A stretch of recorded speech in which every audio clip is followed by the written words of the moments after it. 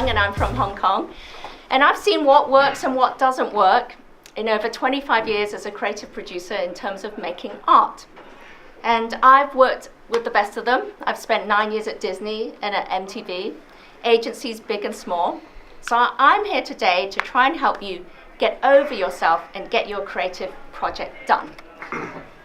And what I mean by getting over yourself is that probably a lot of you have something you want to get done, blog you want to start, book you want to write, but you're not doing it, you're stuck, you're not sure why. So I want you to think about a project right now that you have in your mind that you want to get done but you haven't finished yet. I'm going to give you a second to think about you might have a million projects, but just concentrate on one. You got one? Just nod if you've got your project in mind so that, oh, good. A lot of you have a project that you haven't quite done yet. So I'm going to give you some tactics today, and afterwards, I want you to email me at tor@GiveGetWin.com. Tell me the name of your project, your game plan, and I'll see if I can try and help you complete it together. How's that? Sounds like a good plan, huh? Good, very good. So tactic number one for you is instead of seeking freedom, seek constraints.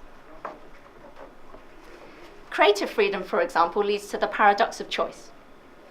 What's the paradox of choice? That's when you can't decide between idea A because idea B, C, D, E, and F, they all sound pretty good too. So it's just easy, not going to decide anything at all, just going to go back to watching cat videos on YouTube. William Shakespeare, he wrote in iambic pentameter. That is ba-ba, ba-ba, ba-ba, ba-ba, ba-ba. If music be the food of love, play on. He restricted himself to 10 syllables. It was like an early form of Twitter, right? Now, you would have thought great art is opening up. I can do anything at all. Anything at all. That's what makes my art be brilliant. But no, 10 syllables per line, and it was fantastic. Constraints. Take my boss, because he's not here, he's in Hong Kong, and he doesn't know I'm giving this speech. My boss goes on and on and on about how he wants creative freedom. He's made award-winning documentaries for National Geographic, for BBC, but he's always wanted to make his own thing, all creative freedom. Well, it's been 8 years, and he still hasn't completed his dream documentary yet. Turns out he really needed the constraint of a commissioning editor. So I want you to think about the project that you have in your mind. Think about what constraints can you put around it. For example, a format constraint. Could you write your play in the most basic 3-act structure? Could you make a 2-minute movie? Could you write a sitcom that's just set in one location? You got something in mind? Think about it. Yeah? Good.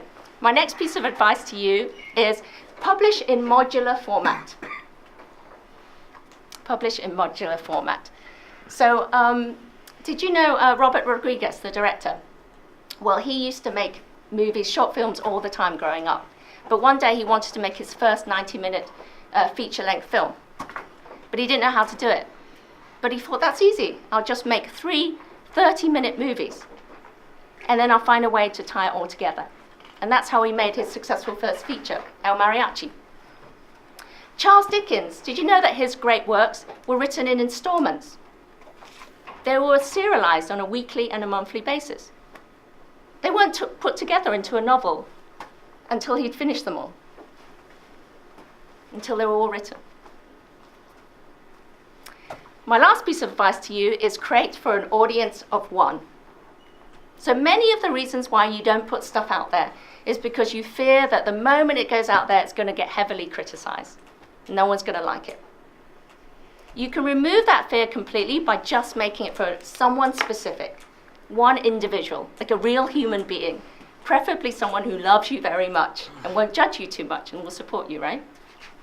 So the UK blogger Tom Fletcher, he created his YouTube channel by doing a weekly video every Friday called Dear Carrie to his sister. Just explain what he had done the week before. Now he's at over 600,000 subscribers. And now his sister Carrie does a reply called Dear Tom every week, and now Carrie has even more subscribers than Tom has. Right, for me, when I make my Facebook videos, I just make it for my mum, because my mum loves me and she supports me, and it doesn't matter what criticism I get from anyone else. because it wasn't made for them. I don't care about them. So there you have it, 3 tactics for you. So don't seek freedom, seek constraints.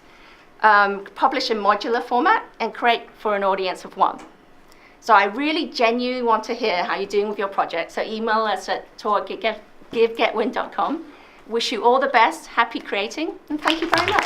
Angela's talk was definitely one of my favorite ones. I have a couple of pages of notes of not actually even necessarily the talk, but just sort of the takeaways of things that I should somewhat tweak and do differently because of it. My favorite part about Angela's talk was her advice to have audience of 1, because I know that sometimes I would like to get creative, but I'm worried about what people would think. So having 1, especially my mom, to read my stuff was a great advice. For me, I really liked how she immediately broke it down to tactics, and that kind of countered your first thought of when you think creativity. She kind of made it really practical right away. And then really kind of contextualizing, like, pick your own project right now. She gave us the time to, like, think of something, identify something. So I think my favorite part is that I'm kind of struggling with, and like what kind of makes me pause when I think of project, was the constraints.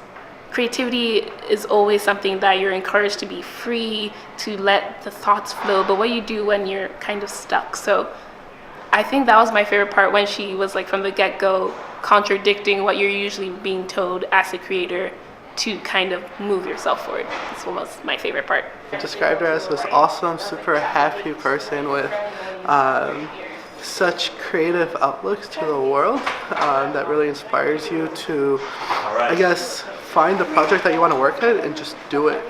Hello, I'm Sebastian Marshall. I want to say that Angela Cheung is incredible on many different levels. I've worked with dozens, maybe hundreds of people across basically all of the top universities in the United States, as well as some of the top places in Canada, Mexico, Latin America, China, England, and a number of other places. And of all of the people that I've worked with, it's so rare to find somebody that has intense, amazing creative skills. She's got a wonderful aesthetic sense. She's got a wonderful ability to rapidly mix videos and editing on the fly and frame shots and all of those technical and artistic skills, but she's also a total team player, has massive humility, is a wonderful speaker, is really just a pleasure to journey with, to travel with, to speak with, great to work with, and just amazing all the way around. So I really can't recommend her highly enough, whether that be for her artistic and technical skills or to slot in to any elite team trying to do big things in the world. Angela Cheung, total winner, highly recommended. Really friendly and kind, and I love her accent.